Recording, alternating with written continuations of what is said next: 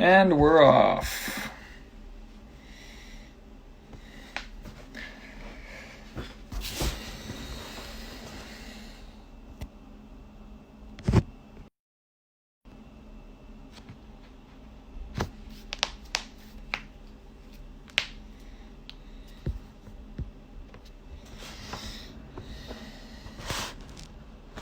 Morning.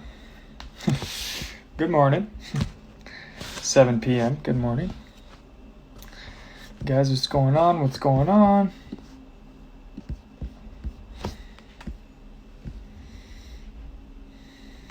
Tiffany, how you doing? Let's see ya. Campy, what's up, my man? Good, ben merci beaucoup PF Production, my guy. Merci, man, j'ai beaucoup de fun. Les gens qui embarquent, c'est super cool. Campy, what's up? Puis on commence à avoir beaucoup de gens qui viennent nous voir, fait qu'on est super contents. Hey Jess, how you doing? There we go, DJ's in, perfect. Donc, we're gonna wait for a couple more people. Hey, well, I'm just waiting for Olivier, Jesse. All right. So, hi everybody. We're back on the live series. We had a few this week. This is our third one. C'est notre troisième live de la semaine. We're really happy to have a professional football player on, a new partner of Living Sisu as well. Super happy about that. This guy's drafted to the Eskimos in 2016. Defensive Player of the Year in U Sports in 2016. Played in Montreal, Winnipeg Blue Bombers, back in Montreal Alouettes, linebacker. So he's a big boy, and also he's the athlete manager at the newest LS Living Sisu partner, which is Body Logic. So I'm gonna buzz him in here, guys. We're gonna be talking with DJ Lalama. Or wait, maybe I got that wrong. I'm gonna ask him. Maybe I've been saying that wrong all week. That could be funny. Hey Hey, DJ, what's going on, man? hey, how are you, man? Good. Is it Lalama or Lalama? Lalama. Lalama. Okay, good. So I've been saying it well all week then. That's good news. Man. How are things, man? Hey, things are good here. Busy. Normalcy starting to return a little bit out here in Winnipeg. So exciting, but definitely throwing couple different wrenches my way, just with everything going on. So For sure. Jeez. Yeah, you're in Winnipeg, so now it's starting to come back out. In Quebec here, we're doing pretty well. I think everything businesses are starting to open again, so that's real good news, man. So hey, we're happy to have you on again. I said it before you came on. Newest Living Sisu partner, Body Logics. We're going to talk about that in a second, but we're going to get into a little bit of your career, sure. how you got into sports in the first place. Before we talk, we've been talking quite a bit. Hi, Hannah, how you doing?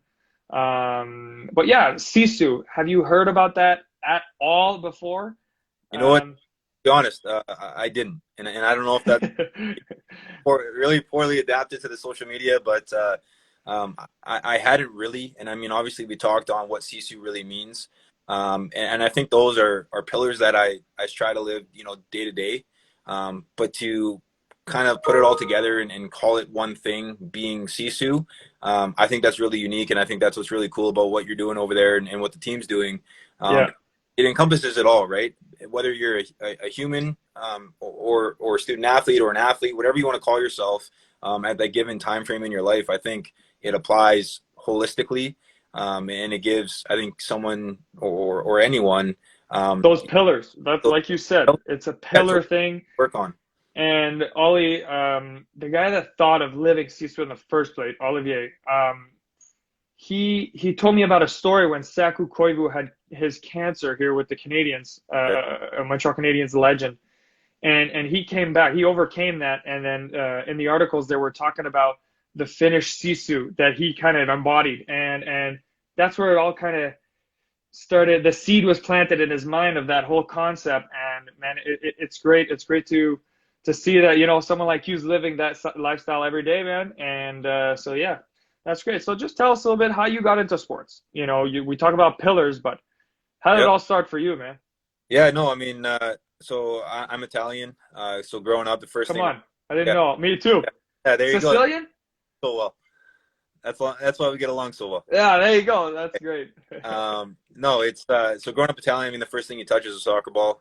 My dad was my coach for I don't know how many years, 15 years, something like that. I started playing when I was 2 years old. Could barely run, walk, whatever you want to call it, but had a soccer ball at my feet.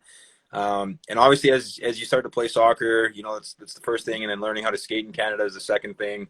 And really, I was lucky. I was athletic. I was good at hockey. I was good at soccer, but I was a bigger body, so it was Yeah. instantaneously, playing hockey. Actually, a guy by the name of Bob Molly, who ended up playing for the Winnipeg Blue Bombers for a long time. He was my first hockey coach, and I'm 5, 6, 7 years old. Bodying people. Big boy at that age. But that's what I was doing. So he really kind of pulled my dad and myself aside when I was 7 years old and said, "Hey, like, you're good at hockey, like whatever, but your body type, the aggression, like it'd probably be better suited for football." He also coached the local team here, so I said, "Hey, makes sense." Of course, my mom said, "No, no, no, no, no." Brought out the wooden spoon. Said, "No, There you go. oh, you're getting it." But tried football and right away, I mean, hockey's a lot of fun, and I still play, beer league hockey now. I love hockey. I love watching it probably more than I like watching football. But to be completely frank with you, it's the release that you get from playing football and the camaraderie of 60 guys trying to do something. I mean, hockey, it's 18, but 60, you'll get, college, it's 8 games, pro, it's 18. Huge group. Yeah. Yeah. It's the amount of work you have to put in just for one game day, whereas hockey, it's every second night you're playing a game. Yeah, exactly. It's completely different, the feel, and I fell in love with the process of playing football and what it meant, and all the great life values that it teaches you. I mean, any sport really, but for me, it was football that I could really, kind of grasp and understand, and I felt like it was kind of made, for me at that sense, and fell in love with it. Played with it. Had a couple injuries that derailed a couple seasons throughout my career, but. Well, I got a little bit of something about that, but I want to press pause for a little bit because, Yep. Look, I want to tell people straight up. Last week we started emailing, we started texting, calling on the phone, and I said, yeah, this is going to be great. I'm going to have a CFL player on the live, and we're gonna talk about sports and all that. But then, for the people that are listening, I started digging into DJ Lalama, and there's freaking so much to talk about. Not just sports, man. From the school that you went to, what you're doing with Body Logics, from being ambassadors in all these different organizations. Like there's a lot to unpack here. So yeah, there's sports, but there's a lot within that, and that again, this is the Sisu thing that I'm talking about. There's a lot to this guy, and he was a big boy. So yeah, one of the things is you're a big boy at what 10 years old, and then your dad said, okay, it's too big to just play hockey.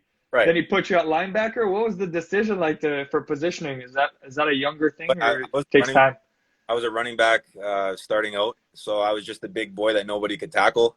Have mom's lasagna and pasta before you're good to go, nice energy, and then you go around the football all over the place. And for me, it was playing running back, and actually in high school, I was a bigger boy. I was probably like 240 pounds, grade 9, and my high school coach goes, "Okay, I'm not writing down running back beside somebody that weighs 245 pounds."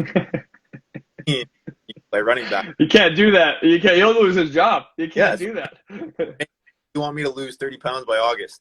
And I was chunkier kid, but it wasn't like I was, obese or super fat or anything like that. So I literally that whole summer, like sweatsuit, head to toe, hood on, like worked out in a garage. Weight cut like a boxer. Yeah, working out like a boxer to try and play stinking running back for this guy. And I love the coach now, but he gets there, and I think I weighed in at like 219, and he goes, "I told you 215, or else you're not good enough." Yeah, so fair enough. He puts me on linebacker. I didn't know what the heck I was doing for the first year and a bit, and obviously 10 years later, 15 years later, it was probably a good decision. So it worked out, huh? Yeah, it worked out. Yeah, so you played college at with the Manitoba Bison, which is based in Winnipeg, I assume. Yep. Okay, Manitoba Bisons, and talk about a little bit about playing college in Canada. Sure. Obviously, we all know the NCAA, but talk about maybe the differences and your kinesiology and recreational management. You got a degree, Yeah. so talk a bit about your experience and how that kind of differs from the NCAA. Sure. So the first thing, actually, I was looking for that NCAA. Obviously, I had a couple partial offers, half scholarships, but my family just wasn't in a situation where you could pay half, and that half equals $25,000 a year. Yeah, that's tough. I couldn't do it. My parents couldn't. So I actually went to Western for 1 year. So that was my first year. I took a scholarship to Western Ontario, and to me, that was like you said, like that NCAA feel, a college town. Really behind your athletic program, people care. That's why or one of the reasons why I went there to begin with. There was a coaching change, so I ended up transferring back home to Winnipeg to play for the Bisons. But it's a commuter campus here in Winnipeg, obviously. There's not a heck of a lot of people living on campus on the day to day. People coming from outside. Yeah, exactly. So it was a different feel. Game days in the new stadium. I mean, I think we played in front of 13,000 people one game, and then other than that, it was like 3,000 a game. So, you're playing in this 30. That's pretty awesome. You would think, right? But because we're playing in the Bomber Stadium, 30,000 seats, we've only got 3,000. It's a different feel. Right. The facilities were beautiful. Obviously the money is not what it is in the NCAA. But I mean, I think that's what you learn to appreciate about Canadian college football is there's so many different walks of life that come together, and everyone has a different story. Maybe it's football that you're there. Maybe it's just school and you wanted to try football and you ended up being half decent at it. Maybe it's just you've always had that passion of football. Maybe you're not that good, but you want to be a part of a team still, even when you're in college. There's so many different walks of life and reasons why people are in that locker room. But when I said the CFL is like 60 guys, Bisons, we probably had 120 on the roster. Yeah. And when you have that many guys come together and can share a locker room and learn from one another and work toward a common goal, to me, that kind of epitomizes what sport is. And that's the cool part about youth sports football is, you have Americans, you have Canadians, you have internationals, you have people that have played football for 5 minutes, you have people that have played football for 15 years. It doesn't matter. You're all going to classes together, and I wouldn't trade that experience for anything.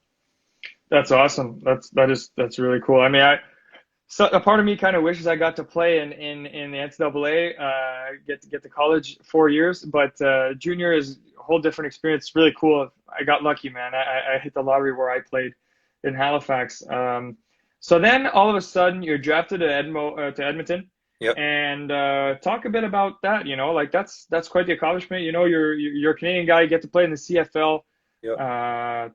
Probably was your goal at a point to make it to the CFL. NFL is there probably. Yep.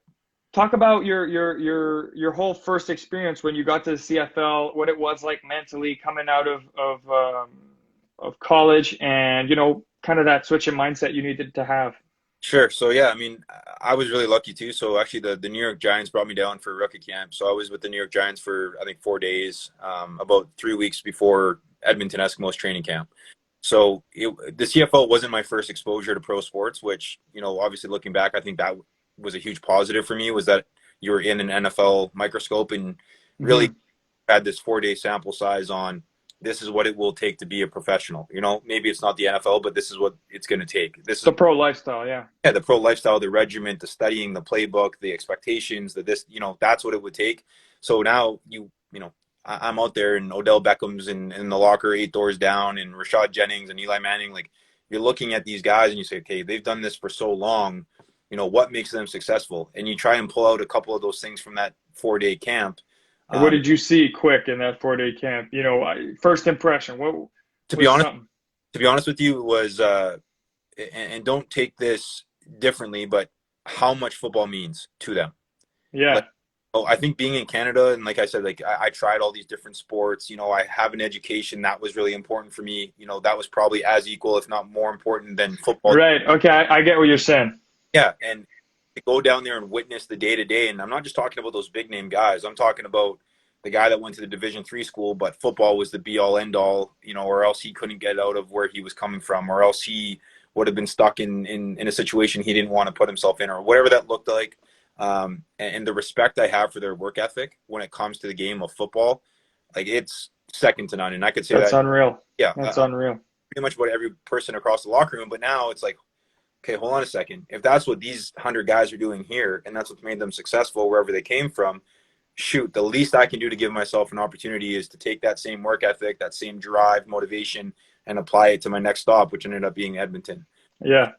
Walking in there was, I don't want to say it was easy, but it wasn't my first taste at being a pro. Oh, it's a different feel. It's a different feel. You walk into an NHL locker room, and then you walk into you get into the ECHL locker room. It's still pro sports. Yeah.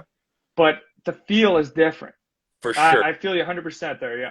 For sure. So the feel was different. I was lucky. There's a couple guys from Winnipeg that I've trained with my entire career that were also with Edmonton at the time. So Donnie Aramasion and Eddie Steele, two defensive tackles, a couple years older than me, but kind of like big brothers. You know, we've always worked out together in the off season. So, you know, we convoyed out to Edmonton from Winnipeg, drove out together, and they were kind of guys I leaned on, right? It was, you know, what does the staff want to see? Where's the facilities? What's the city of Edmonton like? And I was really lucky to have a couple of those veterans around where I could lean on and ask questions to. You know, Armando Sewell, another all-star, he's still there. He was another guy I leaned on right away. And just you want to be able to learn, like I said, right? And I know you were probably the same when you played. You want to gravitate towards those veterans that have done it the right way, that have experience and you know, different experiences that they can kind of shine light on things that maybe took them 10 years to figure out on their own, but now you've been able to figure it out in 10 minutes because they told you. Yeah, exactly. Just because that presence, and it might be a few words to them, it's nothing, but exactly. You get that and you take it in and say, okay, man, this means something, you know? Right. And coming from a different person, it means different. And a veteran, it has a lot of weight. I feel you on that for sure. Yeah. And then you get to pro, and you said you had to deal with some injuries. Yeah. Talk about how that is mentally. You know, in the NFL, in the CFL and football in general, you have a lot of time between games, and you only have 15 games. Let's say you miss 4 games. That's a big chunk this season. Talk about what that does mentally, how you deal with it, how you come back from it. Sure. So I'll be honest, like in terms of missing, you know, a game, I'm lucky in my career where I haven't been in that case where I've had to be on and off a roster due to injury. You know, I've played through, you know, even last season in Montreal. Shoot, I mean, I was a long snapper. I was a starting linebacker. I was playing every single special teams by the I was playing with 2 hernias. You know what I mean? So wow.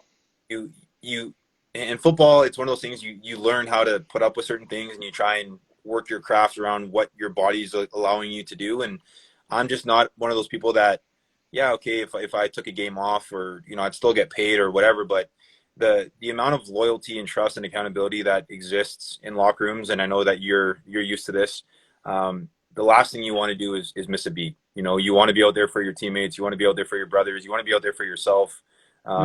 And for me, it was, and unless, you know, the doctors legitimately took me off the field and said, hey, you cannot play, find a way.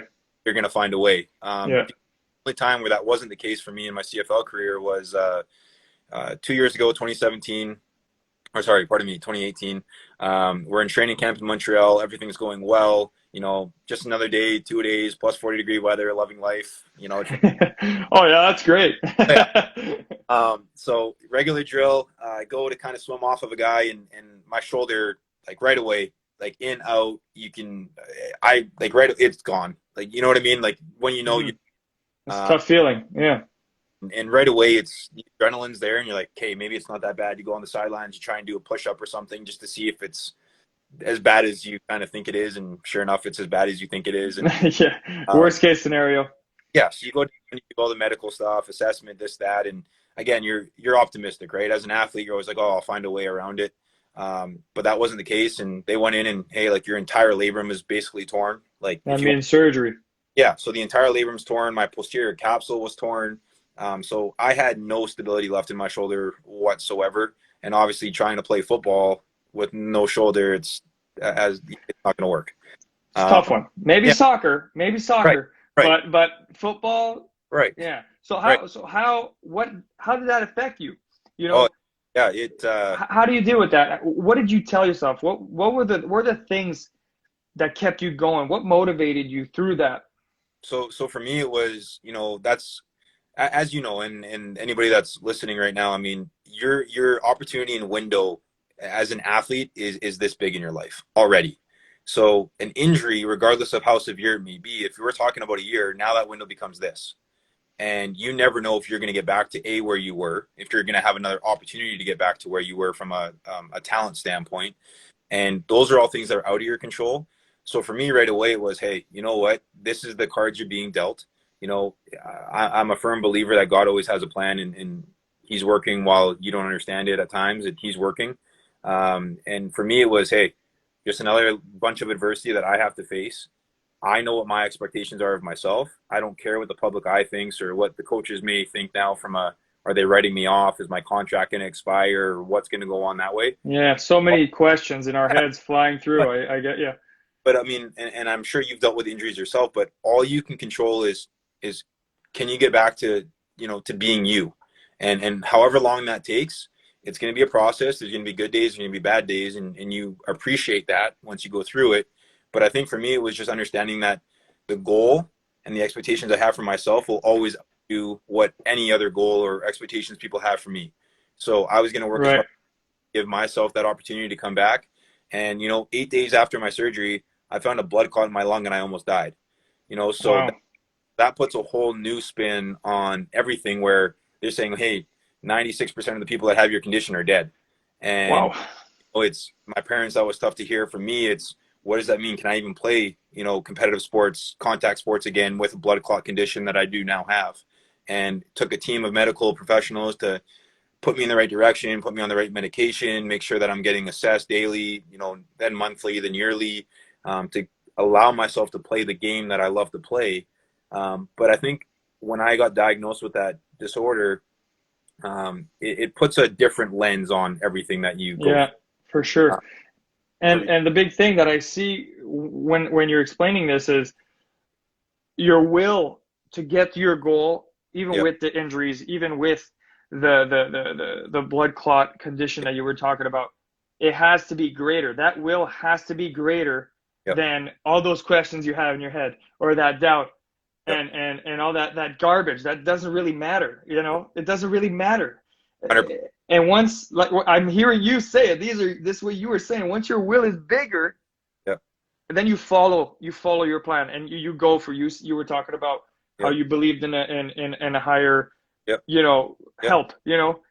That's part of it. You're going for it. That's dope, man. That's huge. And I think if athletes get that mindset young, that's a hell of an advantage. That's a hell of a mental advantage. Sure. And that could be great, long term in your life, man. Well, and it's no different for you, man. I mean, look, football, you're one of 12 guys out on the field, right? And if you screw up your job, hey, at least someone's going to bail you out, or you hope so. Mm-hmm. And you're going to learn from it. And hockey goalie is a little different. It's a little different there, but and that's what it is. That's what sports is, though, man. For you, and again, it's when we talk about the lights on, or the spotlight is on, I mean, man, shoot. When I remember watching you play, and I mean, we're not too different in terms of age, so I mean, it's that same, you're always rooting for the guy that's next to you, or a similar situation, same age. Obviously, you're representing the Maple Leaf back in the day, and I remember seeing you for the first time on TV, and the spotlight's on, and the people, what they're saying and who's saying what, and is Zach having a good day, a bad day, it doesn't matter, and unless you're an athlete, it doesn't. Understand, and what you did there, I mean, hey. You are who you are, and I got a lot of respect for you. And being a goalie would not be my cup of tea. Let's just put it. Thank you, man. But thank you. I appreciate that. I always see it as a privilege. When you're in the spotlight, like, we ask for it. It's a tough spot.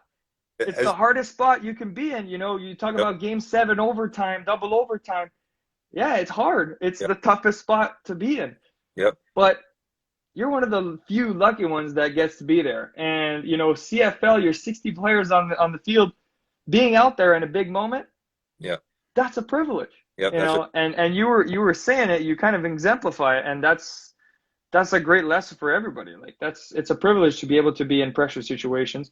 And that's great, man. That's great. Ball from Montreal, Vernon Adams actually put it perfectly last year when we were going into the playoffs. Vernon Adams, you said, sorry? Yeah. Vernon, the biggest quote and what we all resonated with going into the playoffs last year for the first time in a few years was, pressure is privilege. And again, not everyone can deal with it. Not everyone gets that opportunity. But when you're there and you're in those moments, it's a privilege. And that's exactly what you just talked on. But it again, Vernon Adams, that's his big motto. And obviously we didn't deliver in the playoffs, but I think that, those three words say it pretty well. But if that's your mindset, at least you give yourself a chance. Exactly. You know what I mean? If your mindset is weaker or lower than that, if you put the standard lower, yep, you don't give yourself a chance. You know nope. what I mean? And that's cool you say that. Those are great words, man. Vernon Adams, that's dope. Reach out to him for a live too. I'll definitely do that, man. I got a perfect person to contact right here. Yeah, there you go. Let's switch gears. Let's switch gears here. You're involved with Body Logics, supplement company, NSF approved. Yep. This is an international company. Yep. Newest member of the Living Sisu family. Oh, yeah. Talk a bit about your involvement on that and how you fit in on that and how you're excited to work with them. Sure, yeah. So it started about 3 years ago. They actually approached me to be a sponsored athlete, and instantly I was attracted because of the proximity, right? A local company. Yeah, it's local, yeah. Always a plus. But then you start doing the research and you start, looking into what they do and what separates them from other brands, and, being clean. Everything in their product is completely natural. So whole food driven, no artificial flavors, sweeteners, colors, nothing synthetic. So when you talk about living a healthy lifestyle, it kind of follows suits, and there's a lot of parallels there. Obviously, from a trusted standpoint, NSF Sport, as you know, and as many athletes know, that's the cream of the crop, the gold standard when it comes to making sure that supplements are safe for athletes to take. And obviously for me, it's a no-brainer that they would have to have that certification for me to be affiliated, just because we are tested in pro sports. Yeah. But then again, it's beyond that. It's a big company with a large reach, but it's still a small family feel when you actually get in there and you meet the people, and the CEO is super friendly. He's become a good friend of mine. And when a company can be that transparent with you, that open and honest about their direction, where they're going, how they would like to get there, their visions, their pillars, their mission statement, when those things resonate with you as an individual, and it's very similar to what you did, tough to say no. It's tough to say no. Yeah. And for me, again, I've been a strength coach for 10 years. That was my degree. Was my employment. And they called me and said, hey, instead of being a sponsored athlete, we'd love for you to come on full time. That's awesome. And for me, it was, again, uncharted waters. I was a little, I'll be honest, like anxious, nervous, like what does 9 to 5 look like? Well, it's not your field, like, yeah, it's new. I'm getting a little bit of that same feeling here with Living Sisu, because I'm still playing. I'm actively playing. You're actively playing. Yep. We're getting involved with these communities, these great companies from here, and it's a different gear. You got to adjust. But man, I hate to do this, but bringing it back to the Sisu, like, yep. This is a mindset. It's how you live, and you took on the challenge, man. You're stepping up again. Well, no, and I'm trying to do the same thing for a new community, and so are you. That's great. No, and for me, I feel like you and I both, right, as pro athletes, you have a different experience in a lot of different respects in life.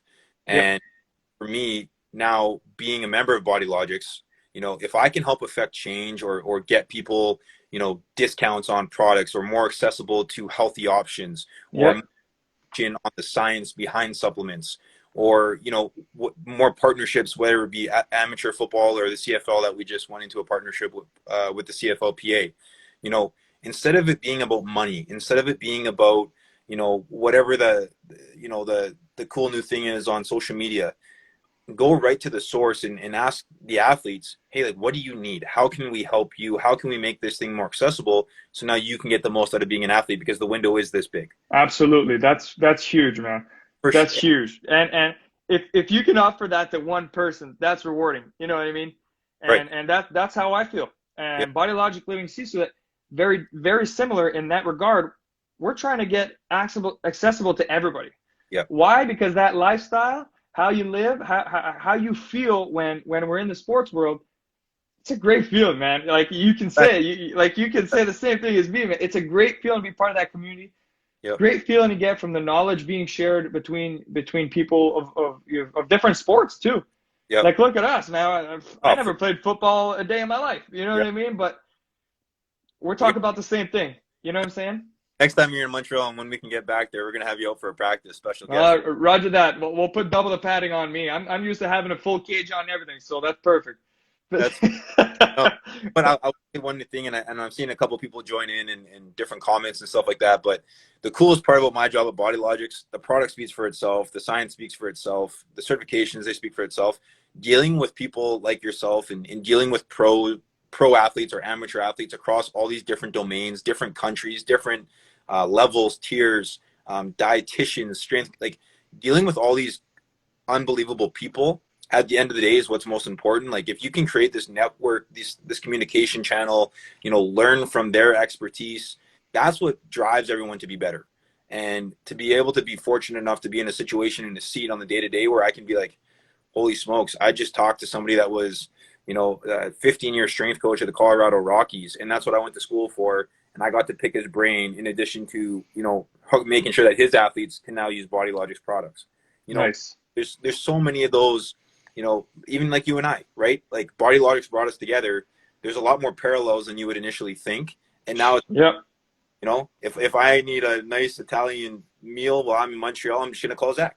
I could hook you up, man. You know what I mean? So it's like, I don't know. You're a lucky guy. But no, that's what's cool about it. Relationships. That's great. And that's what, Body Logics is about. And my position there is really about relations, making sure that we're holding up our end of the bargain and that people, athletes or just the day-to-day people, they're taken care of too. Beauty, man. That's great. I'm happy to say, like, we're going to have a contest with some Body Logic stuff coming up in a little bit. Can't say too much about it, but we're going to have a contest for people. Again, we're doing this to talk about sports, talk about that mindset, how to live better, how to be healthy, man. That's it. We want to play some sports. We want to be outside. We want people to be healthy, and real happy to be partnering with Body Logics. I'm going to keep saying it. And yeah, man, we're going to have a contest, 20% off all Body Logics stuff. Yeah, my dad goes, we're going to bring you a big tomahawk steak. Yeah, 20% off all Body Logic stuff for Sisu members. Guys, thank you so much. And man, we're going to have you back on. We're going to have Vernon Adams on. We're gonna get some guys onto the live series. Appreciate it. And I'll see you around, man. Everybody have a great night. Make sure you become a member of Living Sisu, man. This is a movement we're here to stay. It's going to be great. We're creating a community with people like DJ Lalama, man. Thank you so much. Have a good night, guys. Appreciate you guys. Thanks for having me. And Zach, as always, man. It's funny. It's funny because we didn't talk about half the things I wanted to talk about. You're a dog guy, right? Oh, yeah, I'm a dog guy. There you go. I saw you're ambassador of Winnipeg Pet Rescue, but we're going to have you back on to talk more about that, man. I appreciate you. And I'll see you in a bit, man. All right, guys. Take care. Thanks, Zach. All right. Ciao.